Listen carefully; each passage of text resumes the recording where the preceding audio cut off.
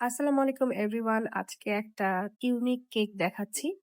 এই কেকটা করতে গিয়ে আসলে অনেক প্রবলেমের সম্মুখীন আমাকে হতে হয়েছে। যেহেতু এটা একটা স্পঞ্জ বেস ছিল। ইভেন ফুল ফন্ডেন্ট কাভার একটা কেক ছিল। স্পঞ্জ কেকে আসলে ফুল ফন্ডেন্ট কাভার করতে গেলে একটু প্রবলেম ফেস করতে হয়। বারবার ফ্রিজিং করা, দেন সেটাকে স্টেবল করা সবকিছু মিলিয়ে আরকি একটু ডিফিকাল্ট হয়ে যায়। তো তারপরেও আমি আসলে দেখাচ্ছি যে আপনারা কিভাবে করতে পারেন। ফার্স্ট এ আমি একটুখানি এটাকে লম্বা করে শেপ দিয়ে নিয়েছিলাম। তারপরে এটাকে আমি খুব ভালোমতো ফ্রিজিং করে নিয়ে আ আরেকটা বোর্ডে রিপ্লেস করে নিয়েছি। আ যেভাবে আসলে ঢোল শেপটা হয়। এরপরে আমি হচ্ছে মেজারমেন্ট করে নিয়েছিলাম টোটাল বডি এবং সেই অনুযায়ী আমি এই ২ কালারের ফন্ডেন্ট কে সেট আপ করেছি ২ দিকে এবং সাইডে যে ফাঁকা অংশগুলো সেগুলোতে আমি শেপ করে নিয়েছিলাম।